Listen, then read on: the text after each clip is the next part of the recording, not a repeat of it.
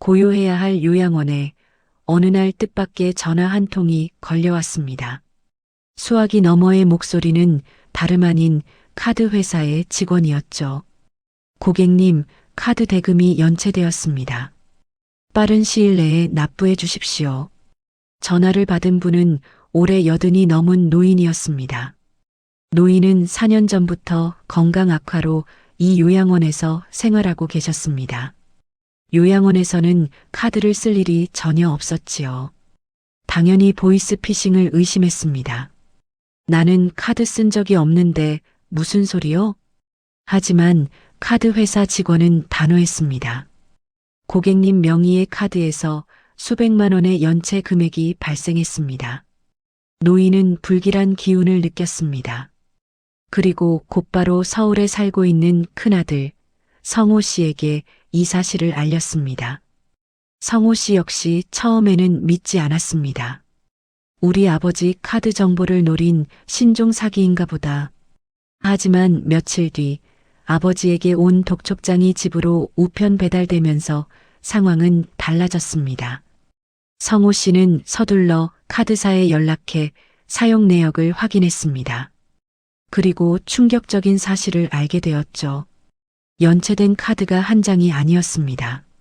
아버지가 요양원에 가시기 전 모든 통장과 함께 둘째 아들에게 맡겨두었던 신용카드 전부에 사용 흔적이 남아 있었습니다. 그것도 4년 동안 꾸준히 사용된 내역이었습니다. 사용된 금액은 무려 5천만 원이 넘었습니다.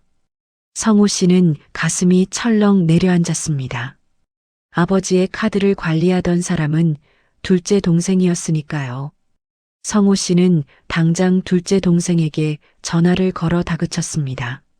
너 혹시 아버지 카드 썼어? 솔직히 말해봐. 형, 무슨 소리야? 내가 썼다니? 나는 보관만 했을 뿐이야. 형, 나를 못 믿는 거야? 둘째 동생은 결백을 주장했습니다. 억울하다는 듯이 목소리를 높였죠. 성호 씨는 혼란스러웠습니다. 동생의 목소리는 진심처럼 들렸습니다. 그렇다면 누가 어떻게 요양원에 계신 아버지의 카드를 4년 동안 몰래 쓸 수 있었을까요? 가족 중 누군가가 분명히 이 일을 꾸몄다는 의심을 지울 수 없었습니다. 결국 성호 씨는 동생과 함께 경찰서를 찾아가기로 결정했습니다. 이 모든 진실을 밝히기 위해서는 공권력의 힘을 빌릴 수밖에 없다고 생각했지요. 경찰서로 향하는 차 안. 성호 씨와 둘째 동생은 아무 말 없이 침묵 속에 앉아 있었습니다. 서로를 의심하면서도 이 지독한 상황이 믿기지 않았습니다. 그때 성호 씨의 휴대전화가 요란하게 울리기 시작했습니다. 발신자는 바로 둘째 동생의 아내 성호 씨에게는 재수 씨였습니다.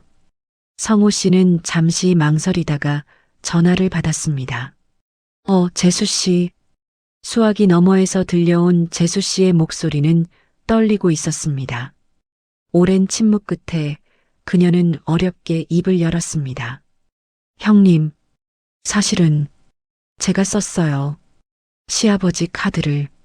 성호 씨는 운전대를 잡은 손에 힘이 풀리는 것을 느꼈습니다. 옆을 바라보니 둘째 동생의 얼굴은 핏기 하나 없이 새하얗게 변해 있었습니다.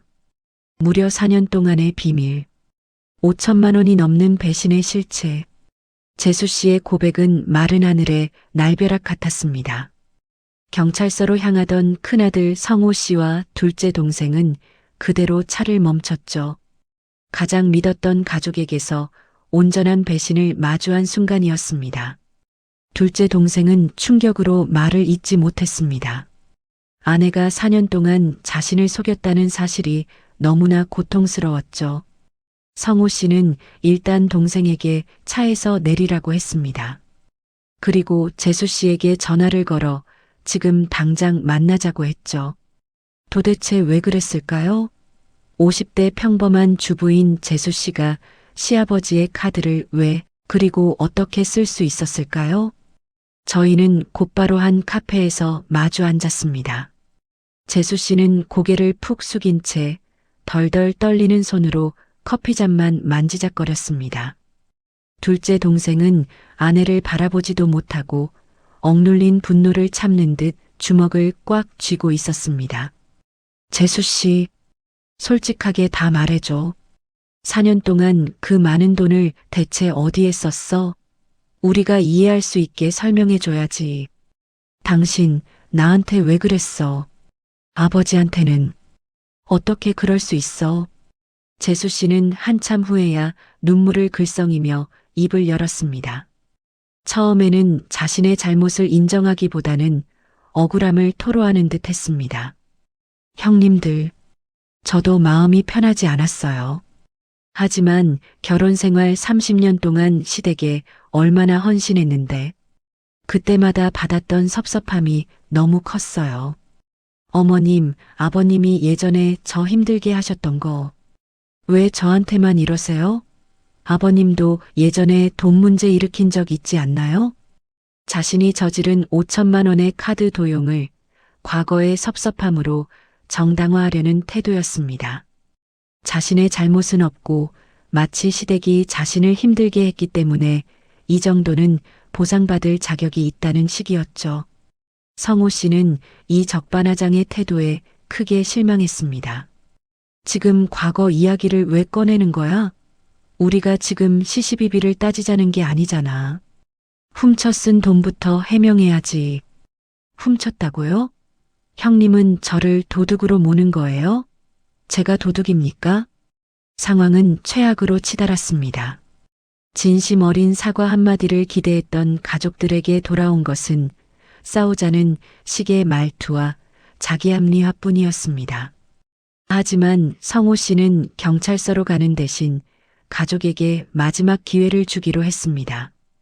재수 씨, 돈 문제가 아니라 당신이 왜 남편과 우리 가족에게 모든 걸 숨겼는지 그 진심을 말해줘요.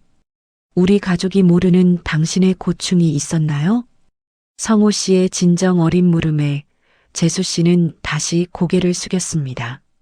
그리고 그녀의 눈에서 이전의 억울함이 아닌 진정한 괴로움이 담긴 눈물이 흘러나오기 시작했습니다. 사실 8년 전에도 제가 돈 문제로 작은 빚을 졌었습니다. 그때 남편이 딱 한 번만 용서해 줬었죠. 다시는 돈 문제로 가족을 힘들게 하지 않겠다고 남편에게 약속했습니다. 그런데 작년부터 생활이 더 어려워졌어요. 남편에게는 말할 수 없었습니다. 제 입으로 또다시 돈 이야기를 꺼내는 것이 너무 부끄러웠습니다. 남편에게 실망을 주고 싶지 않았어요. 그녀는 돈을 썼다는 사실 자체보다 가족에게 또다시 실망을 안겨주는 자신의 모습이 가장 두려웠다고 했습니다. 그래서 몰래 카드를 써서 생활비를 충당하고 현금 서비스로 빚을 막으려 했죠. 그것이 바로 그녀가 4년 동안 비밀을 유지했던 더 깊은 사연이었습니다.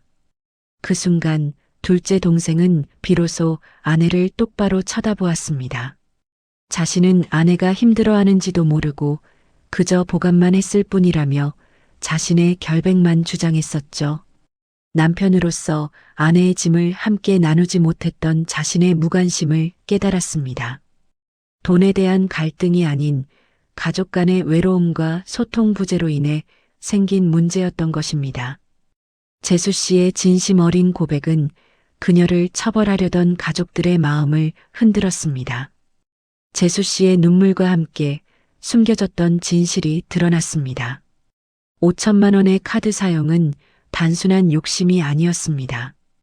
그것은 가족에게 또다시 실망을 주고 싶지 않았던 한 여성의 외로운 고립이었죠. 남편에게, 시댁에게 자신의 어려운 상황을 숨기려 했던 필사적인 몸부림이었습니다. 큰아들 성호 씨와 둘째 동생은 더 이상 그녀에게 분노할 수 없었습니다. 둘째 동생은 아내의 손을 잡고 조용히 울었습니다. 자신의 무관심이 아내를 이토록 외로운 선택으로 몰아넣었음을 깨달았습니다. 다음 날 성호 씨는 아버지가 계신 요양원이 아닌 어머님이 계신 본가로 가족 모두를 모았습니다. 어머님은 이미 자녀들에게서 대략적인 상황을 전해 들으셨지만 며느리의 얼굴을 직접 마주하는 것은 또 다른 일이었습니다. 재수 씨는 어머님 앞에 섰을 때 말 한마디도 꺼내지 못하고 그대로 무릎을 꿇었습니다. 그녀는 눈물을 닦지도 않고 온몸으로 자신의 잘못을 표현했습니다. 지난 4년간의 죄책감과 오늘에야 모든 것을 고백하는 후련함이 뒤섞여 있었습니다. 어머님, 아버님, 죄송합니다. 제가 정말 죄인입니다. 용서해 주세요. 그녀는 지난날 자신의 행동을 정당화하려 했던 태도를 모두 버리고 오직 참회만을 담아 고개를 숙였습니다. 어머님은 잠시 침묵하셨습니다. 그 침묵은 저희 가족에게 너무나 길고 무거웠죠. 어머님은 무릎 꿇은 며느리를 내려다보셨습니다. 30년 넘게 한 가정을 지켜온 며느리의 떨리는 어깨를 보셨죠. 그리고 천천히 입을 여셨습니다. 어머님의 목소리는 예상과 달리 격앙되지 않고 오히려 잔잔하고 깊었습니다. 아가, 내가 저지른 잘못이 작다고는 말 못하겠다. 하지만 내가 지난 30년 동안 우리 아버지를 얼마나 잘 챙겼는지 안다. 너는 우리 아들들보다도 더 자주 요양원에 갔었지. 내가 돈을 쓴 것이 아니라 너의 외로움을 쓴 거였구나. 너의 힘든 마음을 우리가 눈치채지 못하고 가족이니까 괜찮다고 방심했던 우리도 책임이 있다. 어머님의 그 말씀은 재수 씨에게 그리고 저희 형제들에게 큰 충격이었습니다. 어머님은 며느리를 도둑으로 몰지 않으셨습니다. 대신 외로웠던 가족으로 품으셨죠. 며느리가 저지른 경제범죄를 가족 간의 소통 부재라는 더 큰 문제로 바라보셨던 것입니다. 어머님의 말씀을 듣자 재수 씨는 흐느낌을 참지 못하고 오열했습니다. 그녀는 시어머님의 품에 안겨 어린아이처럼 울었죠. 그때 성호 씨는 조용히 요양원에 계신 아버지에게 전화를 걸었습니다. 전화를 스피커폰으로 바꾸고 어머님의 말씀을 모두 들려드렸습니다. 그리고 둘째 동생이 아버지께 간절히 말했습니다. 아버지, 아내가 잘못했습니다. 하지만 제가 아내를 용서하고 싶습니다. 저희를 용서해 주십시오. 아버지께서는 말씀은 못하셨지만 수화기 너머로 힘겨운 괜찮다는 낮은 목소리가 들려왔습니다. 그것은 5천만 원의 빚을 탕감해 주는 것 이상의 가족의 사랑과 신뢰를 다시 심어주는 용서였습니다. 가족들은 이혼 소송이나 법적 처벌 대신 사랑으로 이 위기를 극복하기로 결정했습니다. 하지만 용서가 곧 면책을 의미하지는 않습니다. 재수 씨는 반드시 자신의 잘못에 대한 책임을 지겠다고 굳게 약속했습니다. 시부모님의 따뜻한 용서와 남편의 이해는 재수 씨에게 두 번째 삶의 기회였습니다. 가족들은 이혼 소송 대신 신뢰재건이라는 험난한 길을 선택했죠. 하지만 용서가 끝이 아니었습니다. 이제 가장 중요한 숙제가 남았습니다. 바로 5천만 원의 빚을 갚아나가는 일이었습니다. 이 돈은 단순한 채무가 아니었습니다. 4년 동안 무너뜨린 가족의 믿음을 다시 세우기 위한 책임감의 무게였죠. 재수 씨는 자신의 잘못에 대한 책임을 회피하지 않기로 했습니다. 가족들은 당장 법적인 조치는 취하지 않았지만 재수 씨는 돈을 갚는 행위를 통해 자신의 진심을 보여주기로 다짐했습니다. 재수 씨는 당장 수입을 늘려야 했습니다. 그녀는 자투리 시간을 활용해 일자리를 구했습니다. 가장 먼저 뛰어든 곳은 동네 작은 한식당의 서빙 일이었습니다. 새벽 일찍 일어나 식당으로 향했습니다. 새벽 공기를 가르며 그녀의 발걸음은 결연했습니다. 식당에서는 허리 한번 제대로 펴지 못하고 접시를 나르고 테이블을 닦고 손님들을 응대했습니다. 그뿐만이 아니었습니다. 식당 일이 끝난 오후에는 집으로 돌아와 쉬지 않고 부업을 시작했습니다. 간단한 포장 부업이나 재택 타이핑 작업을 찾아 잠자는 시간을 쪼개가며 밤늦도록 일했죠. 이러한 불철주야의 노력은 그녀의 하루를 가득 채웠습니다. 단 몇 시간의 쪽잠으로 버티는 날들이 이어졌습니다. 얼굴에는 피곤한 기색이 역력했지만 그녀의 눈빛은 흔들리지 않았습니다. 힘들 때마다 그녀는 가족들의 따뜻한 용서를 떠올렸습니다. 남편인 둘째 동생은 처음에는 아내를 의심했던 자신을 자책했습니다. 이제 그는 아내를 돕기 위해 함께 뛰기 시작했습니다. 하지만 재수 씨는 남편의 도움을 최소화하려 했죠. 여보, 이건 내가 해결해야 할 빚이에요. 당신은 내 마음을 이해해 준 것만으로도 충분해요. 당신은 아버지께 더 신경 써주세요. 둘째 동생은 그런 아내의 결연함을 존중했습니다. 그 대신 아내가 일하는 틈틈이 요양원에 계신 아버지를 찾아뵙고 아내의 안부를 전했습니다. 아버지, 아내가 요즘 몸이 힘들 텐데도 빚 갚겠다고 정말 열심히 살아요. 이제야 비로소 제가 아내를 제대로 본 것 같습니다. 재수 씨의 노력은 작은 변화를 가져왔습니다. 몇 달이 지나자 그녀는 5천만 원의 빚 중 일부 금액을 실제로 상환하기 시작했습니다. 비록 큰 돈은 아니었지만 이 상환 내역은 가족들에게 엄청난 의미를 주었습니다. 그것은 단순한 금전 거래가 아니었습니다. 무너진 신뢰를 향한 작은 정금이자 가족의 화해를 향한 성실한 약속이었습니다. 이제 가족들은 재수 씨를 의심하지 않았습니다. 오히려 그녀를 진심으로 걱정하고 응원했습니다. 큰아들 성호 씨도 가끔씩 재수 씨가 일하는 식당에 찾아가 조용히 식사를 하고 힘내라며 격려의 말을 건넸죠. 재수 씨의 헌신적인 노력은 가족들에게 깊은 감동을 주었습니다. 하지만 5천만 원이라는 빚을 완전히 청산하기까지는 아직 갈 길이 멀었습니다. 과연 재수 씨는 언제쯤 이 무거운 짐을 모두 내려놓고 진정한 가족의 일원으로 편안하게 미소 지을 수 있을까요? 그리고 이 일을 겪은 가족들은 어떤 깨달음을 얻게 되었을까요? 재수 씨의 삶은 빚을 갚기 위한 고군분투의 연속이었습니다.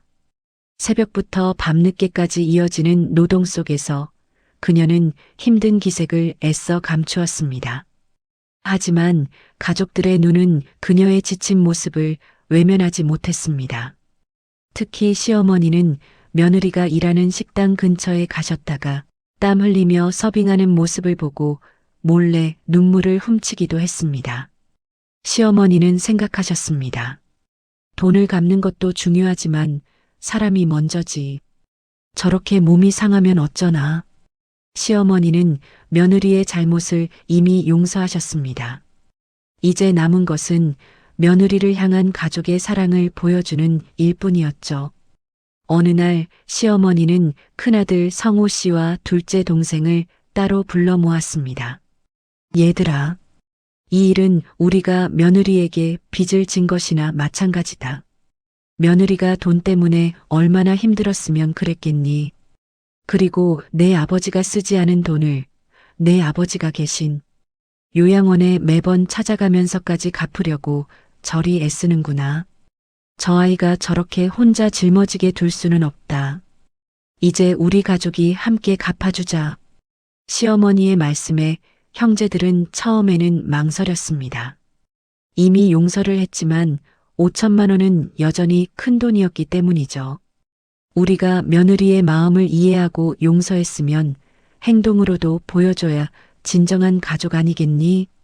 시어머니의 깊은 뜻을 이해한 성호 씨와 둘째 동생은 마음을 모았습니다. 형제들은 각자의 재정 상황에 맞춰 며느리가 갚아야 할 남은 채무의 일부를 대신 갚아주기로 했습니다. 그 사실을 재수 씨에게 알린 날 재수 씨는 또다시 통곡했습니다. 어머님, 형님, 저는 정말 염치가 없습니다. 제가 다 갚아야 하는데. 아가, 내가 갚은 돈은 우리의 신뢰를 갚은 거야. 이제 남은 건 우리 가족의 몫이란다. 이제 내 몸도 좀 생각하며 일하렴. 이 가족의 결정은 재수 씨에게 금전적인 부담을 덜어준 것 이상이었습니다. 그녀는 진정한 사랑의 빚을 졌다고 느꼈습니다. 단순히 용서받은 것이 아니라 가족의 일원으로 다시 인정받고 품어졌다는 사실에 큰 안도감을 얻었습니다. 이제 그녀는 더 이상 혼자가 아니었습니다. 가족들이 자신의 짐을 함께 나눠들고 있다는 든든함을 느꼈죠. 그 후 그녀는 여전히 성실하게 일했지만 이전처럼 무리하게 밤낮 없이 일하지는 않았습니다. 가족들의 격려와 도움 속에서 그녀는 다시 웃음을 찾기 시작했습니다. 이 일을 겪으면서 가족들은 돈보다 더 중요한 가치가 무엇인지 깨달았습니다. 바로 서로의 아픔을 외면하지 않고 공감하는 마음, 그리고 끝까지 포기하지 않는 가족이었죠. 5천만 원의 빚은 결국 가족의 힘으로 나누어 갚아지기 시작했습니다. 이 경제적 위기는 놀랍게도 김 씨 가족에게 치유의 기회가 되었죠. 가장 크게 변화한 것은 둘째 동생 부부였습니다. 아내가 힘들어하는 모습을 외면했던 둘째 동생은 이제 가장 먼저 아내의 안색을 살피는 남편이 되었습니다. 그는 아내에게 매일 말했습니다. 앞으로는 어떤 어려움이 있어도 혼자 짊어지지 마. 나에게 말해줘. 우리는 팀이잖아. 재수 씨 역시 남편에게 숨겼던 모든 것을 솔직하게 털어놓았습니다. 부부 사이에는 4년 동안 깨져 있었던 진정한 소통의 창구가 다시 열렸습니다. 그리고 이 일은 시부모님과의 관계도 근본적으로 변화시켰습니다. 재수 씨는 이제 시어머니를 만날 때 예전처럼 섭섭함을 숨기지 않았습니다. 가끔은 솔직하게 자신의 힘든 점을 이야기했고 시어머니는 며느리의 이야기를 묵묵히 들어주셨죠. 그래 아가. 그때는 서운했겠구나. 이제라도 말해줘서 고맙다. 시어머니는 며느리의 과거 서운함을 이해하고 공감해 주셨습니다. 며느리도 이제는 시부모님을 향한 진정한 효심으로 대했습니다. 이전에는 의무감으로 챙겼다면 이제는 사랑과 감사함으로 아버지를 돌봤죠. 큰아들 성호 씨를 비롯한 다른 형제들 역시 달라졌습니다. 단지 돈을 나누어 갚아준 것뿐만 아니라 가족 모두가 서로의 삶에 더 깊이 관여하기 시작했습니다. 서로의 경제 상황을 솔직하게 터놓고 이야기하게 되었고 힘든 일이 있으면 먼저 돕겠다고 나섰습니다. 이 가족에게 돈은 더 이상 신뢰를 깨뜨리는 대상이 아니었습니다. 오히려 가족애를 확인하는 매개체가 되었죠. 5천만 원의 빚은 비싼 수업료였지만 이들은 그 수업료로 가족이라는 이름의 진정한 의미를 배웠습니다. 성호 씨는 종종 혼자 생각했습니다. 만약 그때 재수 씨가 적반하장으로 나왔을 때 우리가 법으로만 해결하려 했다면 어떻게 됐을까? 아마 둘째 동생 부부는 이혼했을 것입니다. 아버지는 며느리를 잃었을 것이고 가족의 상처는 평생 치유되지 않았을 것입니다. 하지만 이들은 용서를 선택했고 그 용서는 인생을 바꿀 만한 기적을 만들었습니다.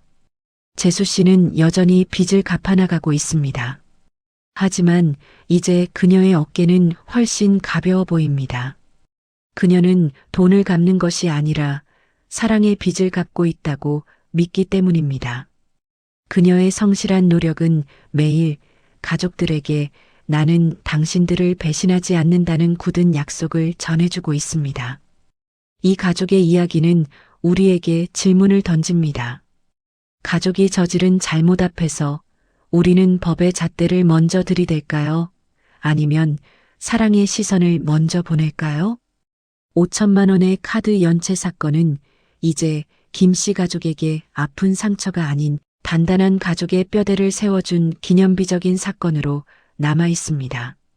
재수 씨는 여전히 빚을 갚기 위해 성실하게 일하고 있습니다.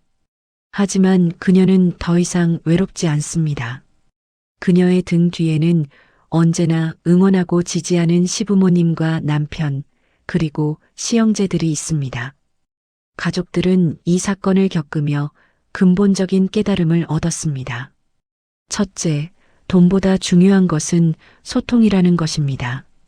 둘째, 가족은 완벽한 사람들끼리의 집합이 아니라는 것입니다. 잘못을 저지를 수도 있지만 그 잘못 앞에서 서로를 포기하지 않는 것이 진정한 가족이라는 것이요. 그리고 가장 중요한 세 번째 깨달음은 바로 용서의 힘이었습니다. 만약 그때 분노에만 사로잡혀 법의 잣대로 그녀를 처벌했다면 5천만 원은 물론 가족까지 모두 잃었을 것입니다. 하지만 시어머니가 먼저 며느리의 외로움을 읽어주셨고 사랑의 시선으로 감싸 안으셨습니다. 이 용서가 그녀에게 재기의 기회를 주었습니다. 큰아들 성호 씨는 요즘 종종 요양원에 계신 아버지를 찾아뵙습니다.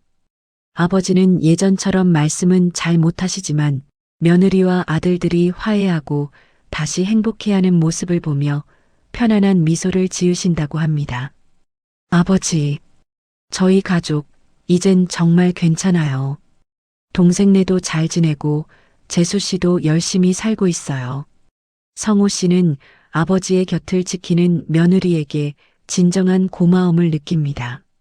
재수 씨가 돈은 썼을지언정 아버지와 가족에게서 마음은 떠나지 않았다는 것을 이제야 압니다.